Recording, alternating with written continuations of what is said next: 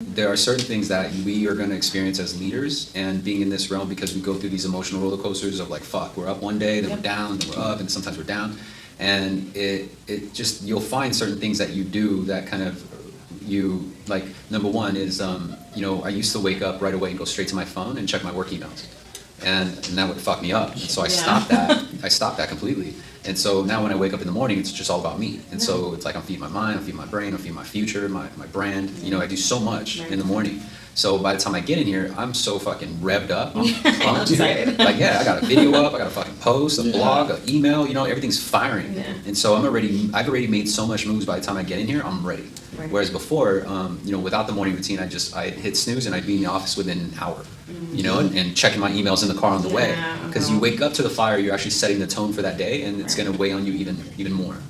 So it's important to invest time in yourself and your mindset.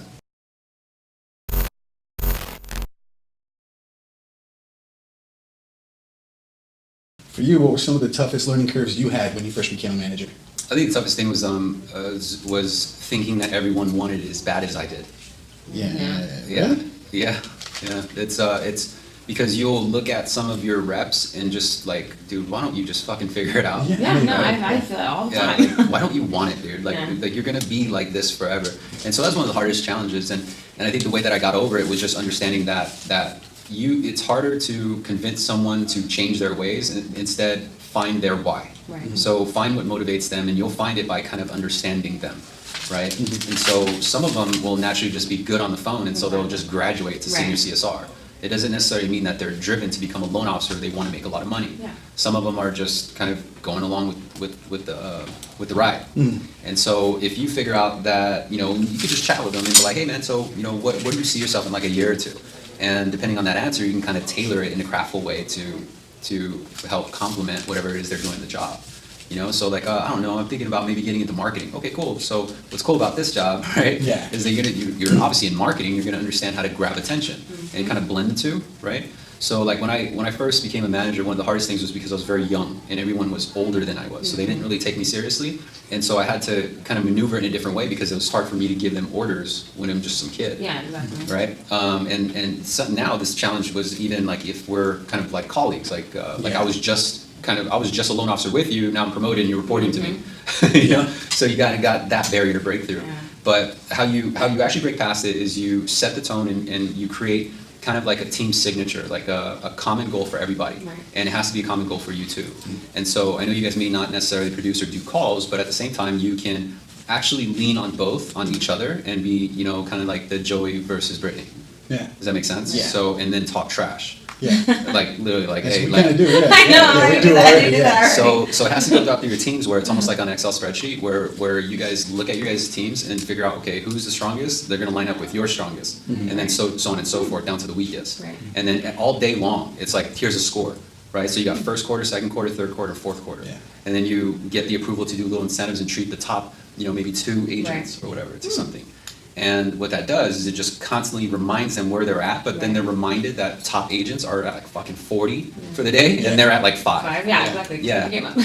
And so then you could take those messages and then forward it down, forward it directly to that one particular agent and be like, dude, what's wrong? You're the lowest scorer on this team right now. What can we do to help you? And so I'll do that all the time with my team.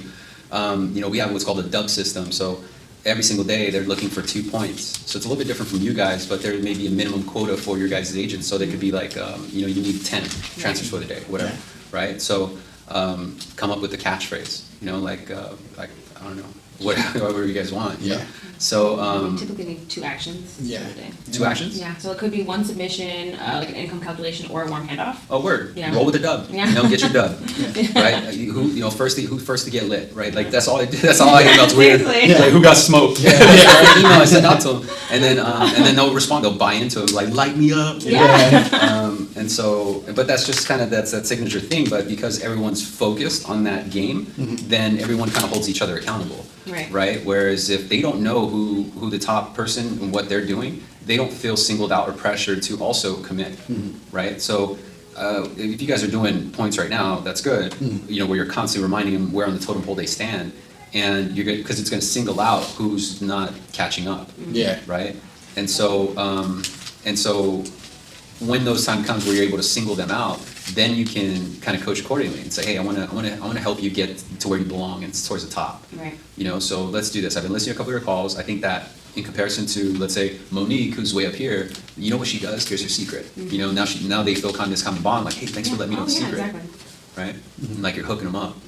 I You do that answered shit all like the time. 6 of my questions right now because we got. Yeah, we I know already you used answered the- like all. We're trying to write I have the one thing, like we have the 2 actions, and then my team, we got this thing. If you get someone on the phone and they send you their documents the same day and you submit it, you get it back, man. You got a boomerang dog? Like, Yeah, there you go. like Yeah. we hype it up like crazy. The email, the it's a party signature people. name. Yeah, there you go, party Yeah. people. Yeah, it's that signature, you know? Which, yeah, that brings up because my questions were, how do you keep morale with and build excitement without bringing people down? Because the more we're constantly reminding who's on the top. Yeah. But that answered it by going pulling, hey, I want to get you to that Yeah, level. people yeah, down. yeah. So, yeah, Yeah, I mean, and they're gonna push. It's gonna push those you don't want in your team out anyway, Exactly. because they're either gonna Yeah, quit. I know. Because Then they it's don't. getting frustrated because you're like, why are you pulling me in so much? Yeah, exactly. Well, and they need to understand too that Yeah. that we have to deliver. It costs money to Yeah. keep their seat. You know. I Yeah. feel like I've been pulling people in 5 times a day for the last like 3 days, all the new people. Mhm. I pulled in 4 times today. Yeah, yeah, I know how that goes. Mhm. But fortunately, I mean, like, I got these guys that are just really on autopilot. You want to get it to that point where Exactly. Yeah. they'll produce even without you there. Mhm, yeah, they'll be self-sufficient. Yeah. So like you run through ICBM like we do, right? Or like all the reports we have to look at. Yeah. I see all the like Excel sheets. What do you look at, and what metrics do you gauge that and see like calling them out on these metrics that have the most impact in bringing their conversion rate up? Yeah, so I would take a top producer and look at their talk time and their outbounds. Yeah.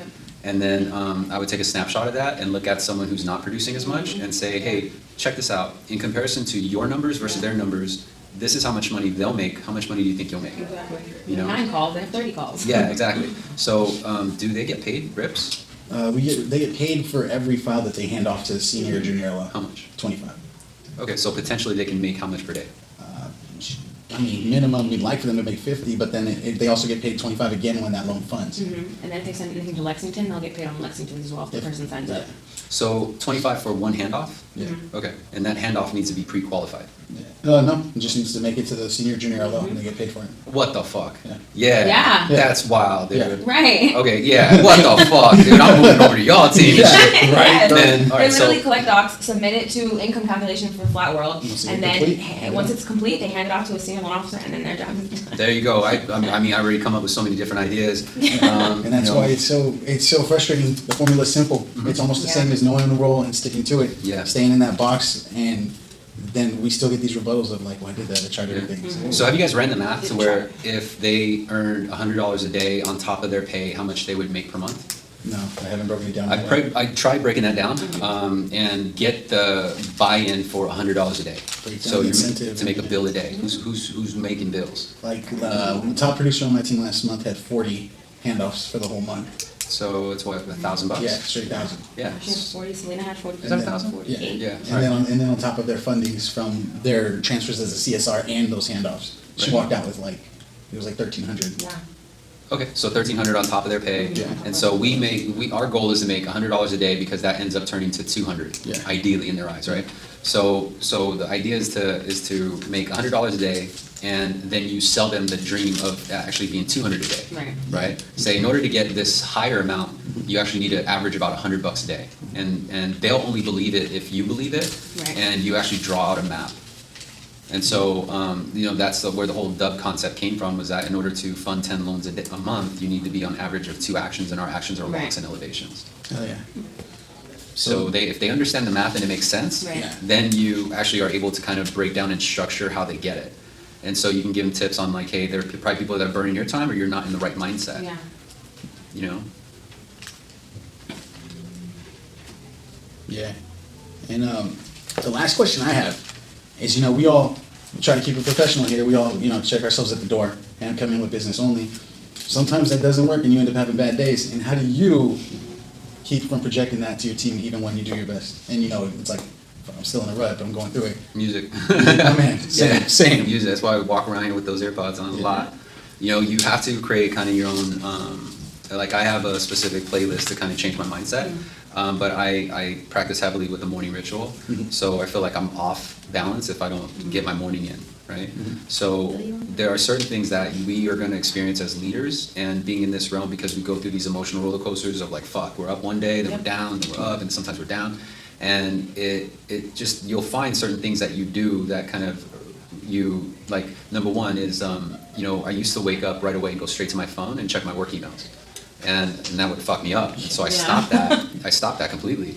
And so now when I wake up in the morning, it's just all about me. And so it's like I'm feeding my mind, I'm feeding my brain, I'm feeding my future, my brand. You know, I do so much in the morning. So by the time I get in here, I'm so fucking revved up. I'm pumped. excited. Like, yeah, I got a video up, I got a fucking post, a blog, an email, you know, everything's firing. Yeah. And so I've already made so much moves by the time I get in here, I'm ready. Right. Whereas before, you know, without the morning routine, I'd hit snooze and I'd be in the office within an hour, you know, and checking my emails in the car on the way. Because you wake up to the fire, you're actually setting the tone for that day, and it's going to weigh on you even more. So it's important to invest time in yourself and your mindset. Right. I agree, 100%. Yeah. Meditate. Yeah, there you go. I tried meditating. Man, I try. It's so hard for me to It's hard. concentrate. It's so hard for me to concentrate. I have to do 5 minutes at a time, and that's probably the most that I can go. Yeah. Then I get interruptions, or the dog will start barking. Yeah. Something always like pops in, and you're just like, oh man, what is that? But you know, I think if you find your groove and you find your thing, whether it's whatever, you could be jamming on your guitar. I think you said like the guitar. Yeah. He's a guitar player. Yeah. So jam out on your guitar and just get that one rip and Yeah. fuck, just like let go of everything. You know, let go of all the stress, let go of all the grind. Don't check nothing for work unless it's just on you, and then go ahead and go into the day. You know what I mean? Yeah. When I leave work, I don't check anything from work. I'm like, you Yeah. can text me. Yeah. You can text me. I'm not checking my email. Yeah, I used to just live on my email because No. I always felt this anxiety that if there was unread emails, like I'm missing out on something. That's how I felt too in the beginning, and then, of course, Art would always tell us, like, make sure you're checking your emails. And then I started doing that, and then, yeah, I would get stressed out, and I'm like, fuck. Yeah. And then I stopped doing that. I was like, nope, when I'm off work, that's it. I'm not checking my emails. Exactly, yeah, because it could wait, you know, it could definitely wait. And it took Ray to tell me that actually, because it was beating me up, and Ray's all, dude, I've been here for 8 years, and I've never gotten in trouble for a missed email. I'm like, all right, well, fuck, he said it. You know what I mean? All right, cool. Yeah. You know, so it just, sometimes you just gotta look at it for what it is. Yeah. And a lot of times it's not as serious as you think. You know, Yeah. but it takes a long time to build that view because we want to be our best. Right. We want to be the top, right? And so that's a good characteristic to have. But actually, how the top operate is looking at it for what it is. They're actually about as real as you can get. It's like, dude, just whatever. You know, those are the most successful people I know. They're more like, fuck it, whatever. Right? It's for real. Like they're not like buttoned up like, oh yes sir, yes sir. Yeah. Like, yeah. So I think that if you add that tension, you add that kind of anxiety, it's going to keep you in that rut. It's going to keep you down. Yeah, you're So always in. yeah, so have fun with it. Always make it a game, and continue building up, using creativity to keep it away from work. So if your team believes it's a grind because you give off that, you radiate that, Right. then they're going to believe it's a grind and treat it like a grind. Yeah. But if you come in and it's a game, like game on, you know what I mean? Like who's first to get a Benjamin, or who's Right. first to keep it 100? Exactly. You know what I mean? Like something like that where they can relate to, then everyone's fighting for that goal, Exactly. right? And so if every quarter, like if someone's got 2, I'm like, Jamie's at 50. She's halfway there, Yeah. right?